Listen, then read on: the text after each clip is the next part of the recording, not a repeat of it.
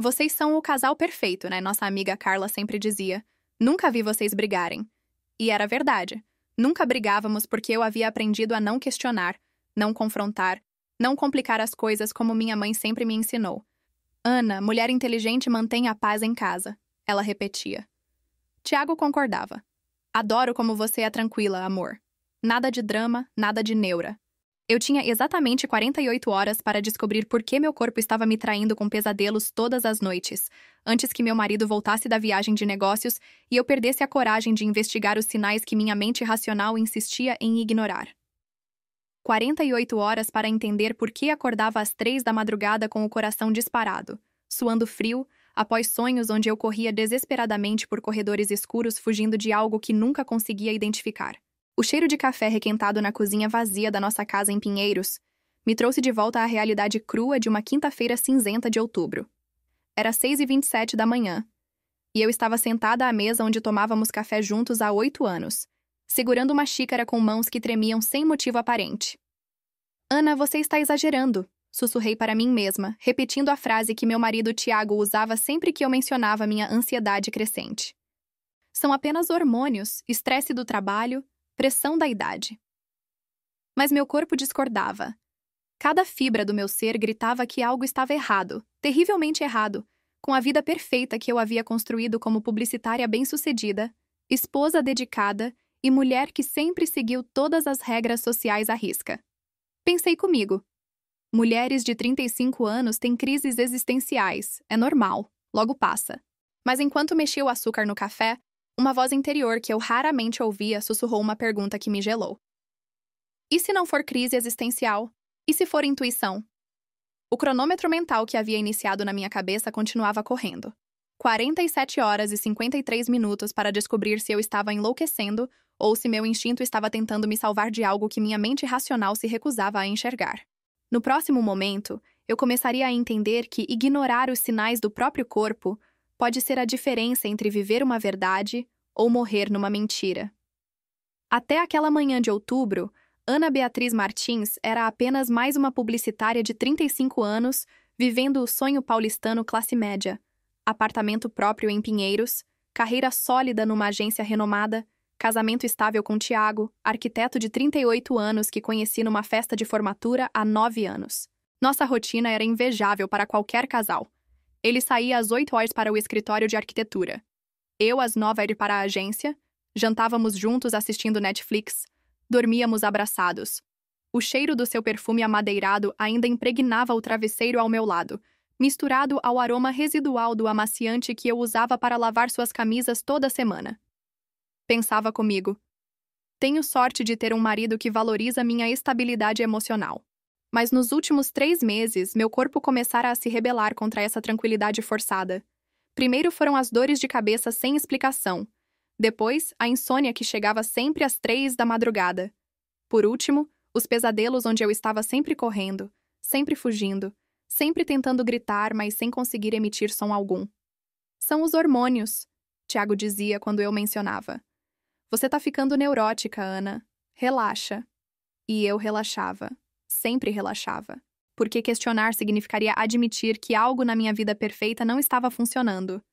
Mas naquela manhã, enquanto o cronômetro mental continuava correndo, uma pergunta começou a me incomodar. Desde quando eu havia parado de confiar na minha própria percepção sobre minha própria vida? A descoberta que mudaria tudo aconteceu de forma completamente mundana, enquanto procurava meu carregador de celular no carro de Tiago na manhã de quinta-feira. Ele havia esquecido as chaves em casa ao partir para Campinas na terça, então peguei a chave reserva para buscar um documento que precisava. O cheiro de couro novo do Civic se misturava com um perfume feminino que definitivamente não era meu.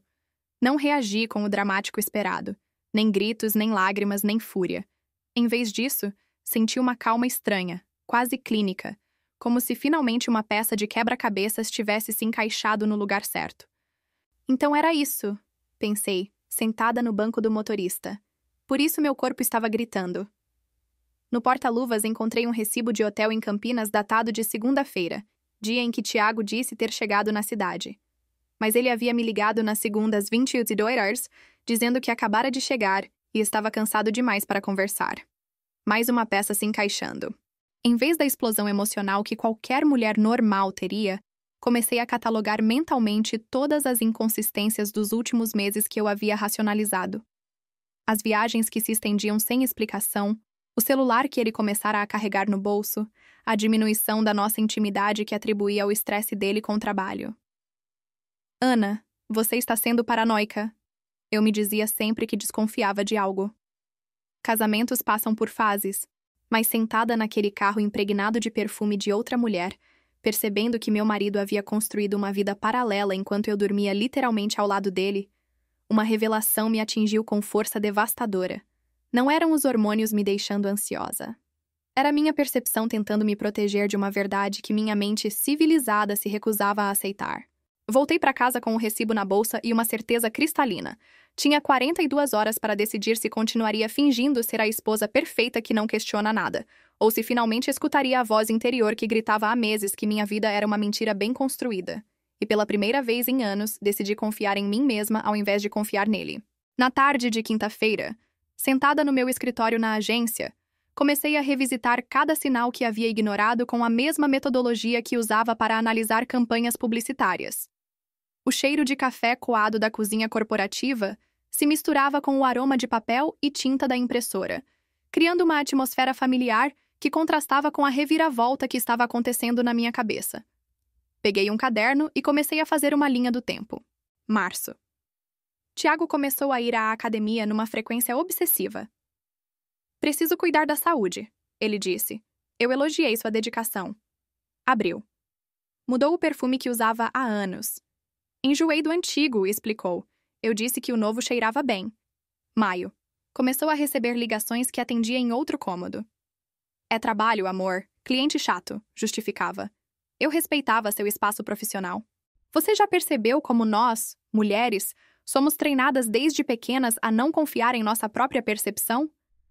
A aceitar explicações masculinas como verdades inquestionáveis, mesmo quando nosso instinto grita o contrário? Junho. Nossa intimidade começou a diminuir. Estou cansado, Ana, muito trabalho, ele dizia.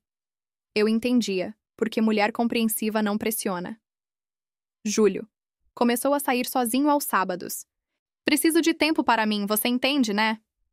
Eu entendia, porque mulher madura dá espaço. Agosto. Meus pesadelos começaram. Setembro. Minhas dores de cabeça se intensificaram. Outubro. Encontrei o recibo do hotel. O padrão era cristalino. Conforme ele se afastava, meu corpo se rebelava. Minha mente racional justificava cada sinal, mas meu instinto arquivava cada inconsistência como evidência de perigo. Às 16h30, recebi uma mensagem dele. Reunião até mais tarde hoje. Chego amanhã no final da tarde. Mas na terça, antes de viajar, ele havia dito que voltaria quinta à noite. Mais um dia extra em Campinas. Mais tempo com ela, quem quer que fosse. Fechei o caderno e tomei uma decisão que mudaria não apenas nossa relação, mas minha percepção sobre quem eu realmente era quando parava de ser a Ana compreensiva e começava a ser apenas Ana. Tinha 26 horas para descobrir a extensão das mentiras antes dele voltar. E desta vez, eu investigaria cada sinal ao invés de racionalizá-los.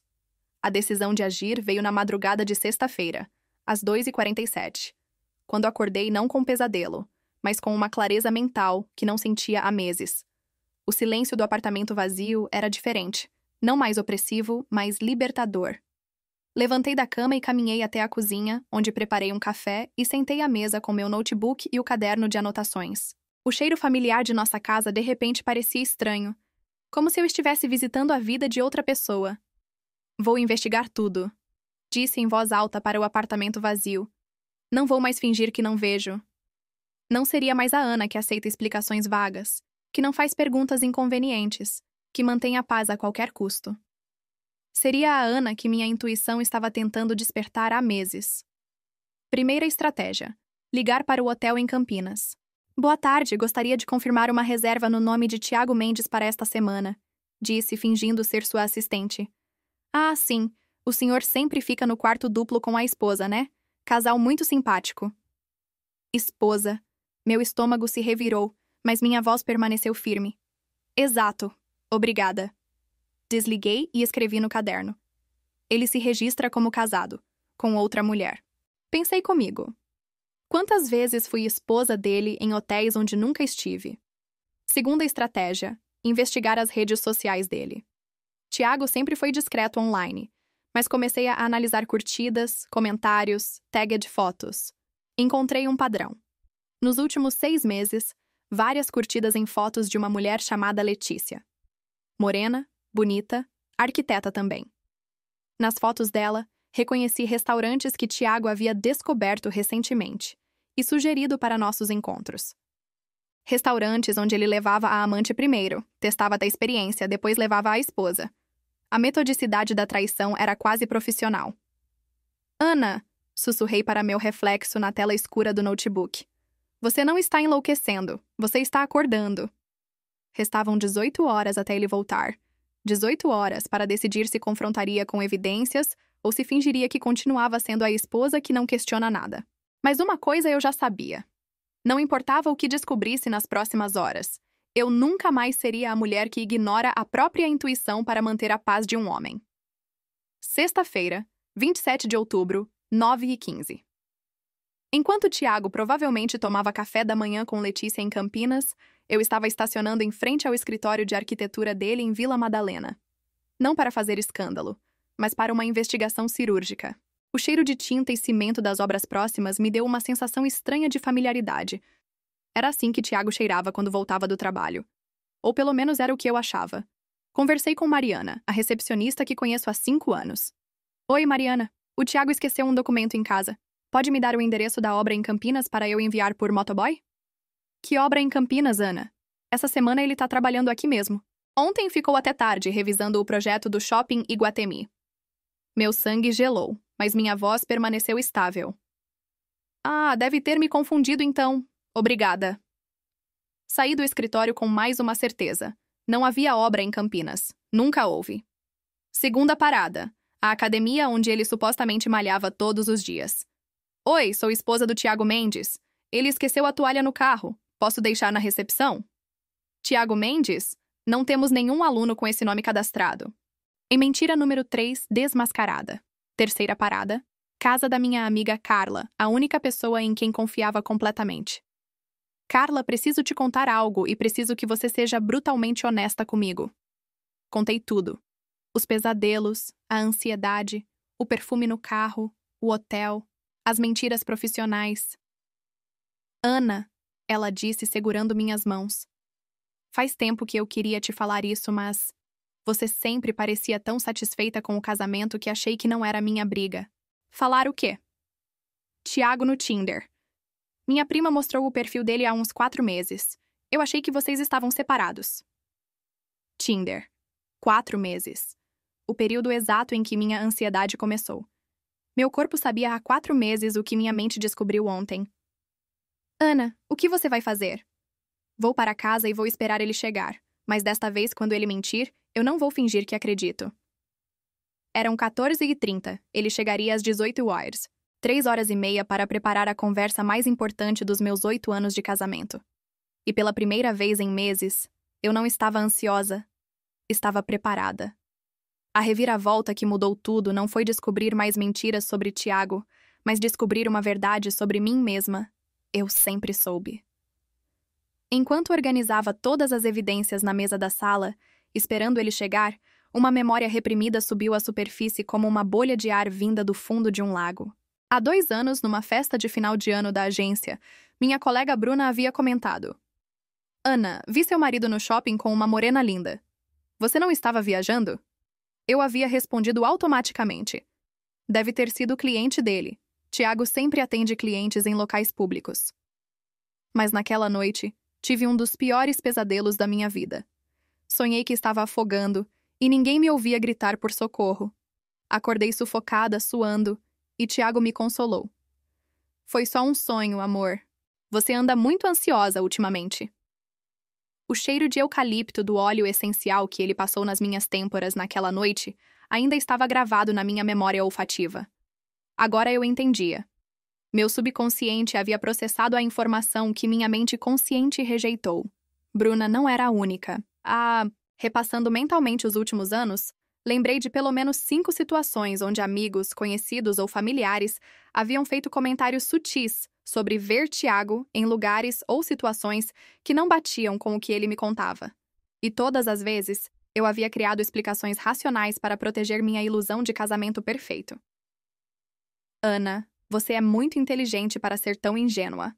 Minha irmã havia dito 6 meses atrás, quando comentei que Tiago estava trabalhando muito. Na época, achei que ela estava sendo invejosa do nosso relacionamento sólido. Agora percebia que ela estava tentando me acordar. Às 17h45, 15 minutos antes de Tiago chegar, tive a revelação mais perturbadora. Eu não era uma vítima inocente de um marido mentiroso. Eu era uma cúmplice ativa da minha própria enganação. Havia escolhido conscientemente ignorar sinais, descartar evidências e silenciar minha intuição porque a verdade era mais assustadora que a mentira. O som da chave na fechadura me trouxe de volta ao presente. Oi, amor, cheguei! Era a voz do homem que eu havia permitido que me mentisse durante anos porque questionar significaria ter que agir. E agora, pela primeira vez, eu estava pronta para ambos. O confronto com Tiago não aconteceu como eu imaginei durante 8 anos de casamento. Não houve gritos, lágrimas histéricas ou acusações dramáticas. Houve algo muito mais poderoso. Uma mulher que finalmente parou de mentir para si mesma. Como foi Campinas? Perguntei quando ele entrou na sala, beijou minha testa e se jogou no sofá como sempre fazia. Cansativo, mas produtivo. Cliente exigente, mas vale a pena. O cheiro dele estava diferente. Não apenas perfume feminino, mas uma energia diferente, como se voltasse de um mundo onde era outra versão de si mesmo. Tiago, disse, me sentando na poltrona em frente a ele. Preciso te contar uma coisa que vai mudar nossa conversa para sempre. O que foi? Ele sorriu daquele jeito carinhoso que sempre me desarma. Parei de fingir que acredito em você. O sorriso desapareceu instantaneamente. Como assim? Sei sobre Letícia. Sei sobre o hotel onde vocês se registram como casados. Sei sobre o Tinder. Sei que não existe obra em Campinas e que você não frequenta academia nenhuma. Silêncio total. Apenas o som do trânsito lá fora e minha própria respiração, calma e controlada. Ana... Não, Tiago. Agora eu falo. Peguei o caderno de anotações e li cada evidência, cada mentira, cada inconsistência que havia catalogado. Não com raiva, mas com a precisão clínica de quem finalmente estava olhando a realidade sem filtros. A questão não é porque você mentiu, Tiago. A questão é porque eu fingi acreditar durante tanto tempo. Ele tentou negar, depois minimizar, depois justificar. Ana, a Letícia não significa nada. Para de mentir, interrompi. Você já mentiu demais, e eu já acreditei demais. Então o que você quer? Que eu termine com ela? A pergunta revelou tudo o que eu precisava saber. Ele não estava se desculpando por ter me traído. Estava negociando termos para continuar me traindo. Tiago, você quer saber qual foi minha maior descoberta nessa investigação? O quê? Que eu sempre soube. Meu corpo, minha intuição, meu subconsciente sempre souberam. Eu é que escolhi ignorar porque era mais fácil ser a esposa perfeita do que ser uma mulher que enxerga a verdade. Ele ficou em silêncio, provavelmente esperando eu propor terapia de casal, uma nova chance, regras para reconstruir a confiança. Em vez disso, disse a frase que mudou minha vida. Tiago, eu não quero que você escolha entre mim e ela. Eu já escolhi entre você e eu mesma. A escolha entre Tiago e eu mesma não resultou numa separação dramática naquela mesma noite, mas em algo muito mais profundo. Uma transformação da mulher que eu era para a mulher que estava me tornando. O que isso significa, Ana? Ele perguntou quando anunciei minha decisão. Significa que não vou mais fingir que não vejo, não vou mais racionalizar seus comportamentos estranhos e não vou mais silenciar minha intuição para manter sua comodidade. Nos meses seguintes, nossa dinâmica mudou completamente. Quando Tiago dizia que chegaria tarde do trabalho, eu simplesmente respondia: tudo bem. Sem perguntas, sem investigações, mas também sem a ingenuidade anterior.